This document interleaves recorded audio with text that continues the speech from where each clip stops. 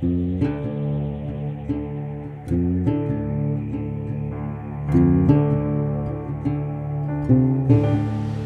é um privilégio, uma alegria muito grande estar aqui e graças a Deus, né, que tem nos assistido, né, com chuva, né, e mesmo assim os irmãos estão aqui e nós temos um privilégio muito grande de estarmos ouvindo, né, a palavra de Deus. E quando nós vamos ouvir a palavra de Deus, nós muitas vezes ficamos na expectativa daquilo que Deus vai falar para mim, vai falar para você, né, o que Ele vai falar para mim.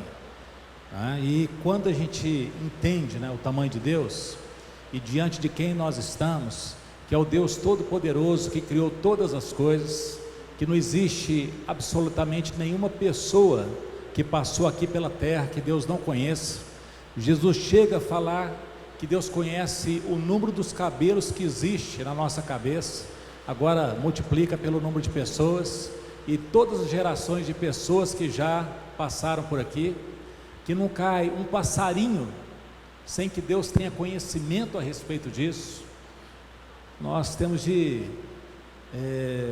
entender que nós queremos muito escutar aquilo que Deus tem para falar, mas que Deus vai falar isso numa abrangência bem maior do que aquilo que nós muitas vezes queremos. Nós somos simplistas e achamos assim: bom, Deus pode tudo, Ele me ama, então pronto, me fala aqui comigo. Mas Deus, Ele não quer só atender aquilo que é a nossa necessidade.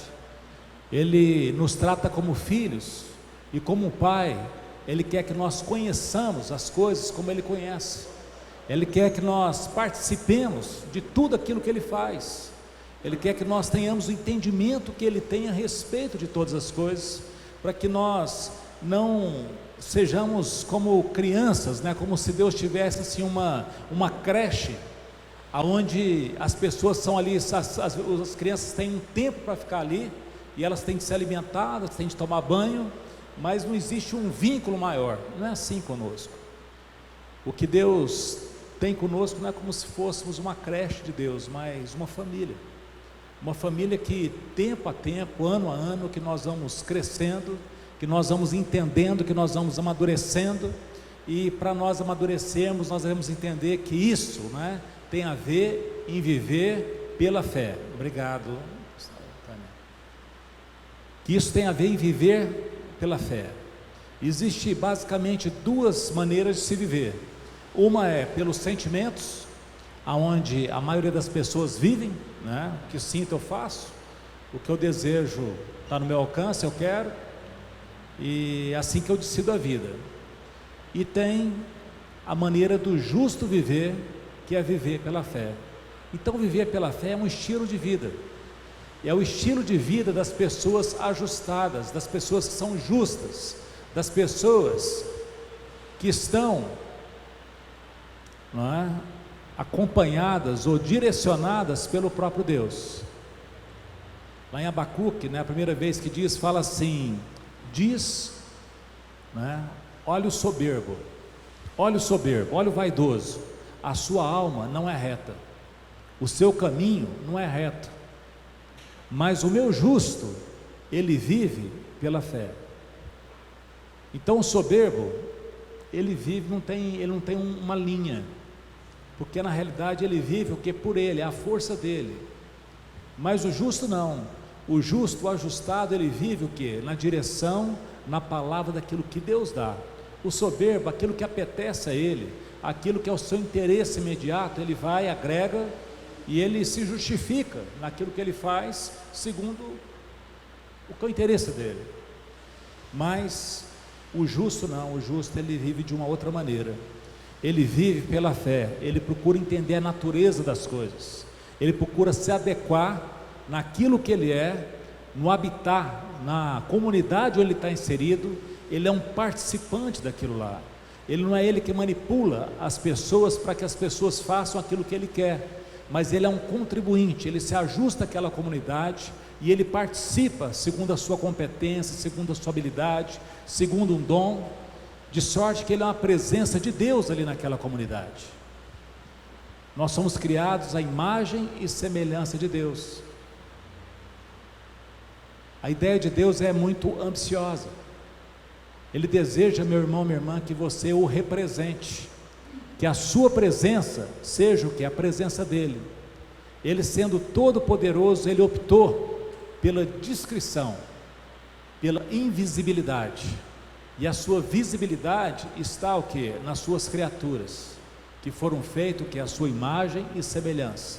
Ou seja, toda vez que nós não estamos ajustados a esse propósito, nós somos fakes, nós somos soberbos. E o soberbo, ele envelhece e não percebe. Ele fica obsoleto, mas ele não se apercebe disso. Agora, o justo, ele amadurece. Então, com o tempo, mesmo que ele tenha mais idade, ele está o quê? Adequado às realidades. O justo, em todo tempo, ele dá o fruto. Ele não está ali para tirar proveito da situação, mas ele está ali para dar a sua contribuição. Ele é uma oferta. Por isso, creio, Deus estabeleceu que nós ofertássemos. Como é que nós, tão limitados, podemos ofertar para um Deus tão rico? Mas Ele nos dá essa oportunidade para nos educar, para mostrar que, como imagem e semelhança dEle, nós somos participantes. E todo esse mistério, Deus foi e destinou que a sua igreja, que é o candeeiro, que é aquela lâmpada no meio da escuridão, possa brilhar o quê? Para que as pessoas possam enxergar muito bem. Então a igreja, né, é chamada de uma lamparina, ou de uma lâmpada. Nós próprios somos chamados por Jesus de luz do mundo, de sal da terra. Ou seja, aonde nós estamos, as pessoas têm de enxergar as coisas como elas são. Nós não estamos ali para falar, faz isso e faz aquilo, não é isso que nós estamos ali para fazer, mas estamos ali para ser a presença de Deus, para que as pessoas possam compreender, enxergar claro aquilo que Deus é, aquilo que Deus quer, e assim o que? Ter um processo de conversão. Nós somos chamados de sal da terra. Sal é uma coisa muito importante, mas que não deve nunca o que? Aparecer. Você nunca chama ninguém na sua casa para comer um sal. Você chama lá para comer uma moqueca, para comer uma pizza, para comer um churrasco, alguma coisa. Se o sal faltar, não vai prestar. Mas o sal não deve o quê? Aparecer. Ele é o tempero, é a que dá consistência àquilo que é o alimento das pessoas. Então Jesus usa essas duas metáforas para falar da nossa identidade. Nós somos o sal da terra e a luz do mundo. E Jesus fala assim: não perca o seu sabor. E como luz, não se esconda, mas brilhe a vossa luz diante dos homens, para que eles, vendo as suas boas obras, as vossas boas obras, eles glorifiquem o vosso Pai que está no céu. Toda vez que as pessoas, ao ver aquilo que nós fazemos, glorificam a nós, isso é uma usurpação, isso é uma coisa totalmente indevida, porque o que as pessoas têm de ver em nós é algo que nós não damos conta de fazer.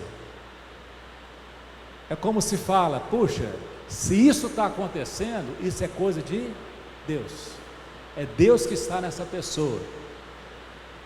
Isso é muito diferente da gente ser alguém que se torna o quê? Por demais importante na vida de não, isso aqui é ele que faz as coisas. Não é ele, não sou eu. Quem faz é o quê? É Deus que faz através da vida de você, meu irmão, da vida de você, minha irmã, das nossas vidas. Então nós devemos entender assim, porque é assim que nós vamos ser justos, ajustados. É assim que nós vamos ficar livres das fobias que tanto ficam à nossa volta. Existem dois mistérios nesse mundo. Um é chamado o mistério da iniquidade, o mistério da injustiça, o mistério do mal. E é por isso que o mundo caminha por onde caminha. E outro é o mistério da igreja, que é o mistério de Deus, a noiva do Senhor Jesus. É a presença daqueles que, salvos por Jesus, são agentes de salvação na vida de outros. E é precisamente sobre isso que nós estamos falando nessa série sobre a igreja, nessa série de Atos dos Apóstolos. Você pode acompanhar as ministrações, dos capítulos anteriores no nosso canal que existe no YouTube da igreja, Conheça a sua Bíblia, conheça a sua fé. E hoje nós vamos estar ministrando no capítulo 6, mostrando que quando a igreja cresce, vai aparecer problemas, não é verdade? Mais gente, mais desafios. E aqui no capítulo 6 diz o texto, nós vamos ler primeiro do capítulo, versículo 1 até o 7. Naqueles dias, aumentando o número dos discípulos, houve murmuração dos helenistas contra os hebreus, porque as viúvas deles estavam sendo esquecidas na distribuição diária. Então os 12 convocaram a comunidade dos discípulos e disseram: não é correto que nós abandonemos a palavra de Deus para servir às mesas. Por isso, irmãos, escolham entre vocês 7 homens de boa reputação, cheios do Espírito e de sabedoria, para os encarregarmos a esse serviço. Quanto a nós, nos consagraremos à oração e ao ministério da palavra. O parecer agradou a todos, então elegeram Estevão, homem cheio de fé e do Espírito Santo, Filipe, Prócoro, Nicanor, Timão, Pármenas e Nicolau, prosélito de Antioquia. Apresentaram estes homens aos apóstolos, que orando lhes impuseram as mãos. A palavra de Deus crescia, e em Jerusalém o número dos discípulos aumentava. Também um grande grupo de sacerdotes obedecia à fé. Então a igreja crescendo o número das pessoas, haviam pessoas que tinham necessidades. E nós vimos no capítulo anterior que havia um movimento de ofertas, de doação, que havia recursos, e esses recursos se destinavam a suprir a necessidade de todos. Não havia na igreja quem tivesse necessidade. Havia um movimento que não é uma ordem, é só uma constatação de algo que aconteceu. Hora nenhuma você vê um apóstolo falando, olha, você vai lá e tem de vender e tem de trazer aqui. Esse tipo de manipulação não existe uma ordem disso, e quem faz isso faz por sua conta, risco, e certamente vai ter os seus acertos com o dono da igreja, porque essa orientação não existe, mas houve um mover, onde as pessoas voluntariamente vendiam coisas, propriedades e traziam. E tanto isso não era uma orientação, que houve um casal que nós vimos muito bem, que eles foram e queriam talvez ter ali um destaque na igreja, que estava começando, e eles tinham um campo, venderam o campo, e falaram, deram a entender que estavam fazendo como os outros, trazendo todo o valor do campo aos pés dos apóstolos, mas era uma mentira, porque eles tinham separado uma parte daquele valor. E é uma história muito triste, porque tanto o homem como a mulher, eles morreram, mas não morreram não foi porque eles trouxeram dinheiro ou deixaram de trazer, mas foi pela mentira. A mentira que eles faziam numa igreja que estava começando. E quando as pessoas, vendo aquilo, achando que era quase que um oba-oba, um movimento, uma coisa assim, aí o mal entrou, o mistério da iniquidade, essa compensação entrou e o juízo foi severo. E dessa parte para diante, alguns foram mais cautelosos. Eles tinham simpatia com a igreja, mas já não queriam se envolver, porque eles não estavam vendo que ou era ou não era, não dava para ficar titubeando. E tanto não era uma ordem, que até o Pedro apóstolo fala assim: escuta, para que vocês fizeram isso? Não era de vocês? Ele fala lá para a Safira, que era a esposa: vocês podiam ter conservado com vocês. Agora vocês combinaram para mentir ao Espírito Santo, a comunidade que está acontecendo, e vocês querem implantar uma mentira aqui dentro. E aí naquele episódio ele fala: o seu esposo já foi sepultado, não é? E os coveiros estão aí para te levar também. A mulher caiu morta. Olha que coisa horrorosa, né? Imagina que destaque não estava na televisão, né? Um dia de hoje, uma situação, né, como essa. Mas era algo tão premente que houve um temor muito grande. E aqui nós vemos uma outra parte, que nessa distribuição das coisas houve uma disputa entre dois grupos, os hebreus e os helenistas. Os hebreus eram judeus e os helenistas eram aqueles, né, que, tendo sido judeus, por conta da dispersão, porque no passado, como Israel foi exilado, né, na Babilônia, muitos não voltaram, eles ficaram 70 anos na Babilônia, alguns se estabeleceram por lá, outros se estabeleceram, né, porque imagina o que acontece em 70 anos, né, com uma família. Só que de alguma maneira eles tinham no coração esse apego com Jerusalém, e eles iam lá, e muitos estavam ali quando eles foram tomados por esse movimento do dia de Pentecoste. E aí eles estavam ali, e eles tinham as viúvas, né, dos helenistas, que eram esses que vinham de fora. Elas estavam sendo preteridas. Por quê? Porque a igreja era predominantemente o quê? De judeus. E aí houve uma murmuração, e nessa murmuração que apareceu então um problema. Para cada problema a gente tem de ter uma solução, não é assim? Se cada problema você arrumar outro problema, aí você fica com dois, e aí vai multiplicando os problemas. Então problemas é para ser o quê? Solucionados.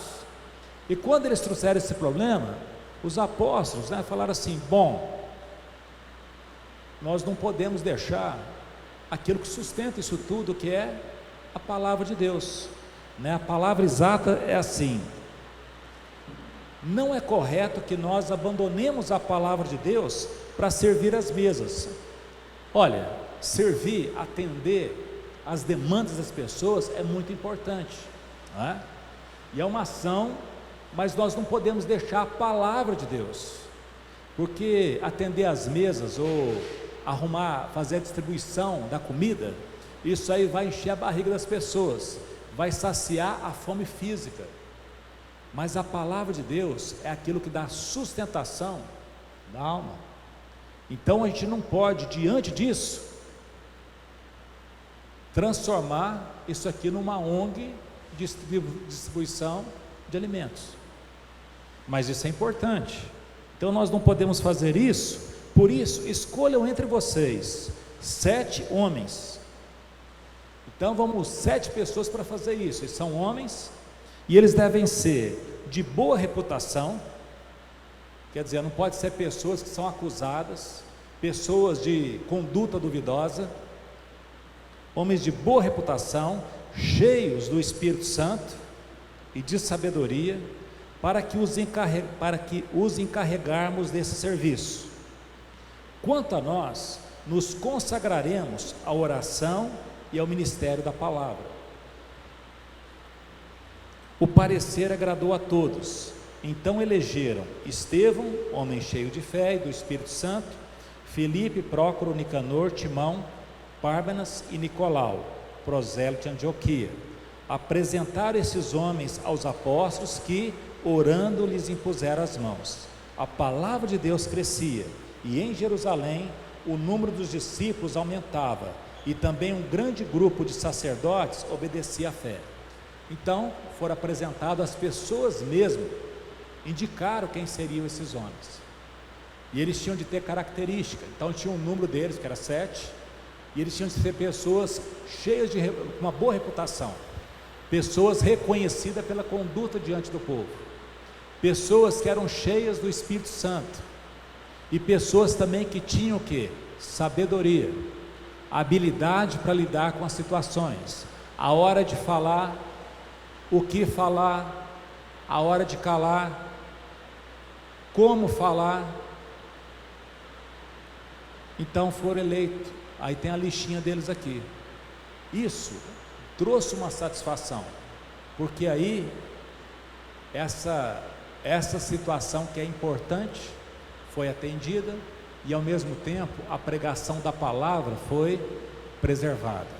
A oração, o ministério da oração da palavra foi preservado. E é assim que se entende que foi implantado o diaconato, que quer dizer o quê? O serviço. A palavra de Deus crescia. Gente, como é que a palavra de Deus crescia? A palavra de Deus, ela, pronto, acabou. Como é que ela cresce? É porque tinha gente que estava o quê? Se aderindo a ela.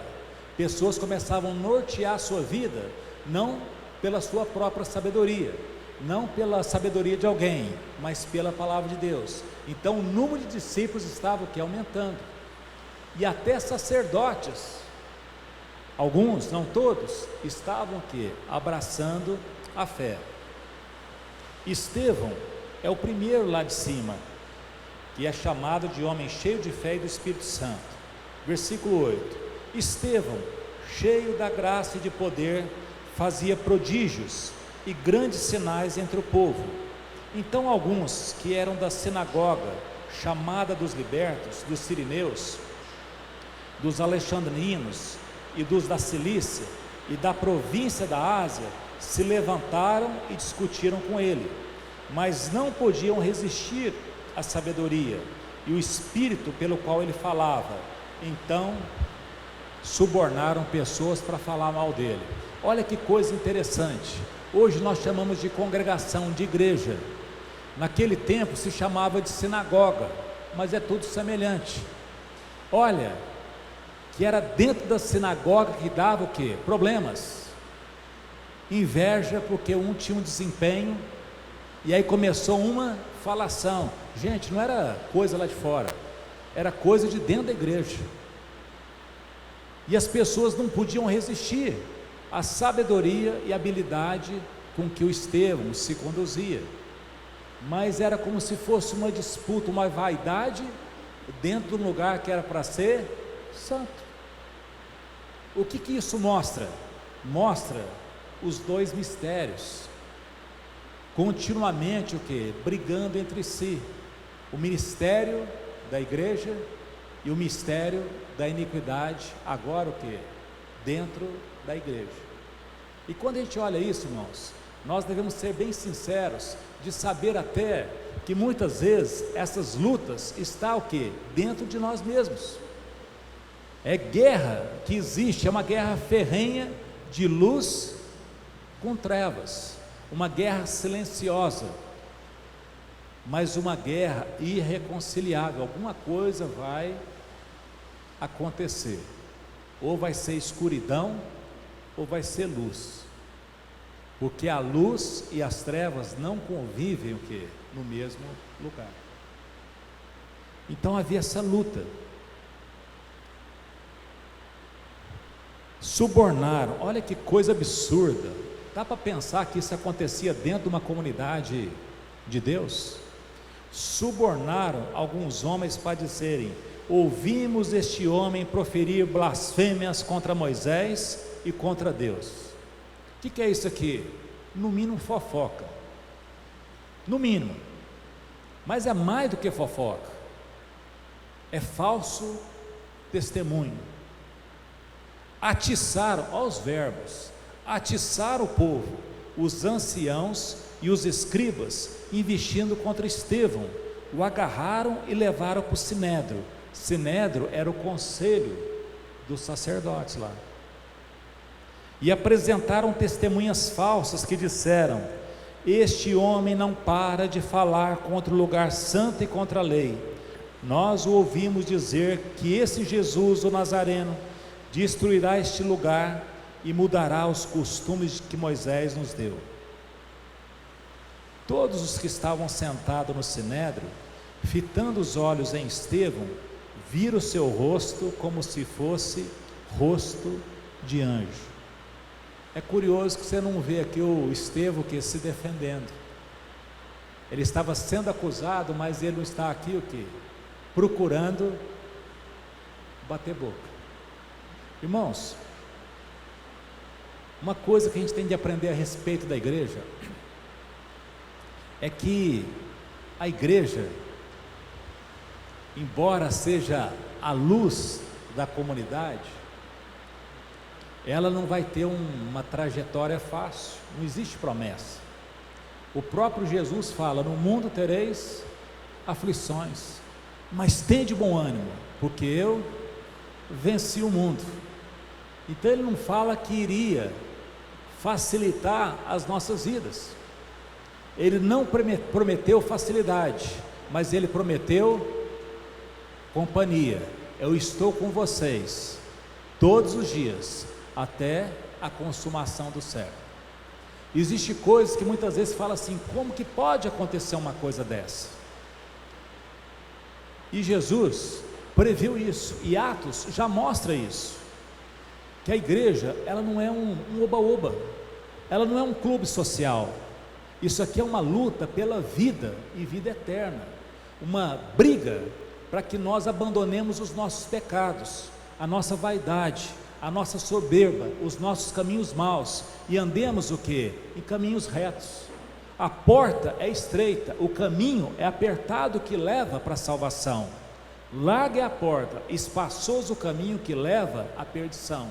E são muitos que acertam o quê? Por essa porta larga, porque nós somos avessos a dificuldades. E infelizmente muitos pensam que uma vez que se voltaram para Deus, tudo que vão ter a partir daí é facilidade. Isso não é o Evangelho de Jesus. O Evangelho de Jesus fala que nós vamos ter companhia, que nunca mais nós estaremos o quê? Sozinhos. Mas a nossa luta para esse mundo é uma luta em glória, porque nesse mundo nós somos peregrinos. Ele fala que esse mundo nos odeia, e nos odeia por quê? Porque nós não fazemos o que o mundo faz. Não dá para a gente fazer o que o mundo faz e querer falar que é de Deus. Nós devemos ser um povo que diferente. O mundo é dos espertos, pode ser, mas o céu não é não. O céu é dos fiéis. O céu é daquele que tem uma palavra só, daquele que aprende honra com o Senhor Jesus, daquele que aprende prudência, de pessoas que são do sim e do não, e não do mais ou menos, e não da sombra, e não da penumbra. Como é que pode ter comunhão entre luz e trevas? Olha o tamanho do nosso chamado, vê se nós damos conta disso sozinho. Por isso nós devemos quebrantar dia a dia aos pés de Jesus. Por isso nós devemos pedir a Ele até que Ele nos ajude, para que nós não venhamos a cair em tentação, porque a presunção, a soberba precede a ruína, e quando nós achamos que nós damos conta, é aí que nós estamos completamente, irremediavelmente perdidos. Pai, eu te peço, não que os tires do mundo, mas que os livre do mal. A igreja é colocada nesse mundo como um espetáculo.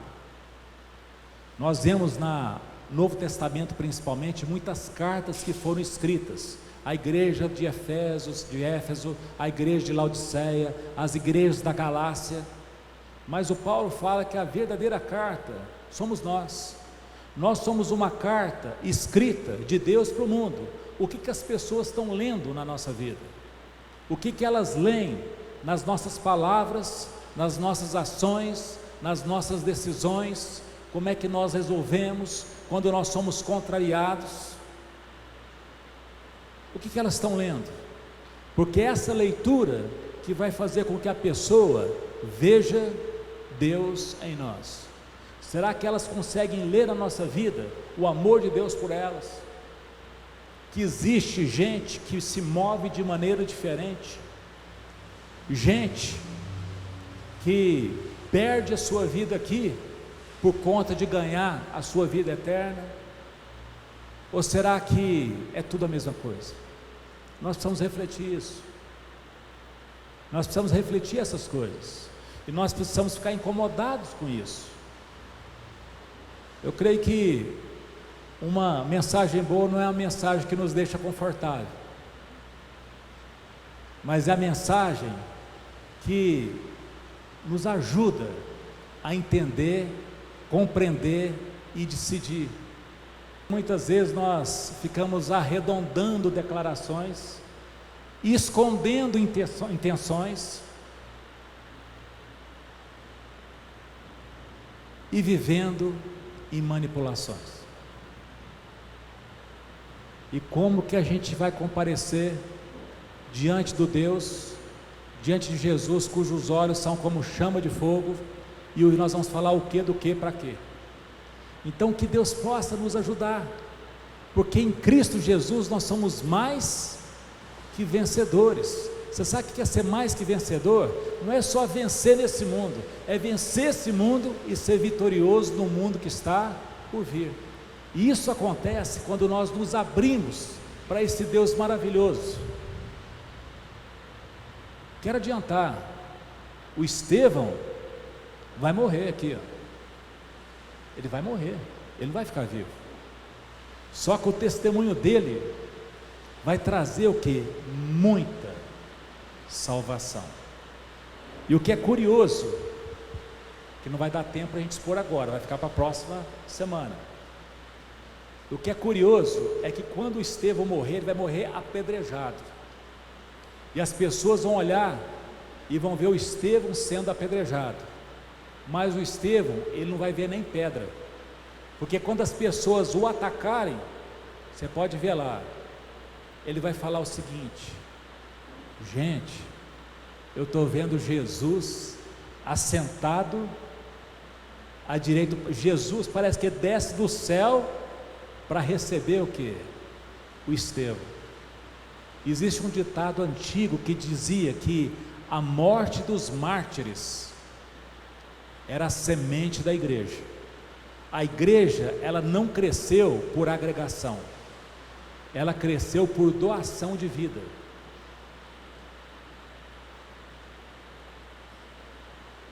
Nós vivemos num tempo terrível, onde muitas pessoas estão atentando contra a sua própria vida. Tem pessoas que têm preferido não existir. Em setembro, o Ministério de Saúde estabeleceu o Setembro Amarelo, que é para falar sobre a prevenção ao suicídio, onde a pessoa a vida cristã não é uma vida suicida, mas é uma vida de doação de vida, onde nós, seguindo Jesus Cristo, pode ver os primeiros apóstolos, com exceção do apóstolo João, que até foi exilado, todos os outros morreram pela via do martírio.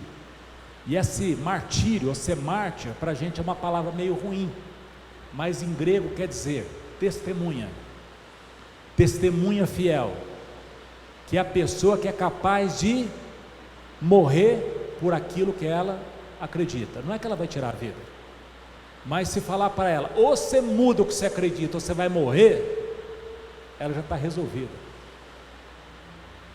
E muitos deram testemunhos sim, fantásticos. Por exemplo, um sujeito, Policarpo, 86 anos, chegaram para ele e falam assim: ou você nega Jesus Cristo e adora o imperador, ou você morre. Ele fala: puxa, tem 86 anos que eu sirvo Jesus, ele nunca me fez mal, como que vocês pedem que eu negue o meu Salvador, o meu Rei? E as pessoas o apertam. Existem testemunhos assim, escritos, que colocou até a família em volta dele e fala assim: nega Jesus, termina os seus dias de maneira digna com os seus familiares. E o velhinho, não, eles não estão precisando de um velho, eles precisam de uma referência, eles precisam de um modelo. Amarraram o velhinho na pira, num pau lá, chegaram lá embaixo. E você acha que ele calou a boca? Não. Ele continuou falando. Esse fogo aqui vai queimar uma carcaça que já não está servindo para muita coisa. mas existe um fogo que não apaga jamais, que é capaz de queimar não só o corpo, mas a alma, e vai queimar eternamente. Meus irmãos, o que eu quero levar aos irmãos aqui não é uma mensagem negativa, mas é uma mensagem extremamente positiva. Muito provavelmente não vai ser requerido de nós morrermos dessa maneira, mas é requerido de nós darmos um testemunho, mesmo que custe isso. Quando a palavra de Deus assim fala, ser fiel até a morte, não quer dizer que a gente vai agora ser jogado aos leões. Pode ser que seja, pode ser que não. A gente viu lá o Estado Islâmico matando muitos cristãos. Pode acontecer, pode ser que não.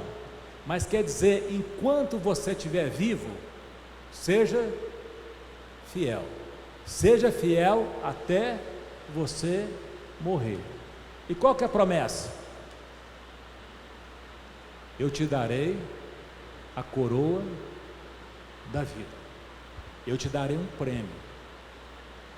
A palavra de Deus fala que Deus vai tratar essas pessoas que são fiéis como a sua propriedade peculiar. Amém? Sabe, irmãos, muitas vezes a gente fica louco tentando acudir coisas que muitas vezes nós perdemos.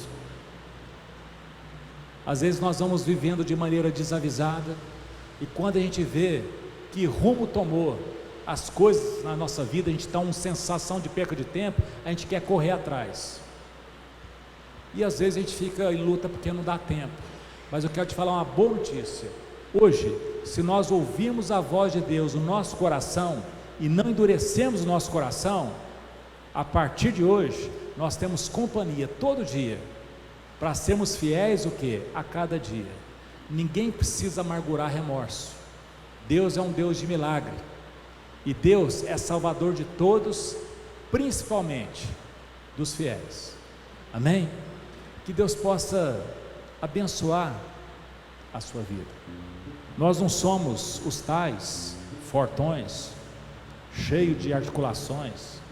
Nós podemos não ser os espertos, mas nós somos chamados para ser sal dessa terra, luz desse mundo. Nós somos chamados como Estevão, que foi chamado para ser um diácono, e ele exerceu com tanta alegria que despertou inveja, e ele não ficou corrompido, tá bom, vou fazer menos. Não, ele foi fiel, e foi fiel até a morte. E ele viu Jesus o receber. Nós vamos ver isso nas próximas ministrações.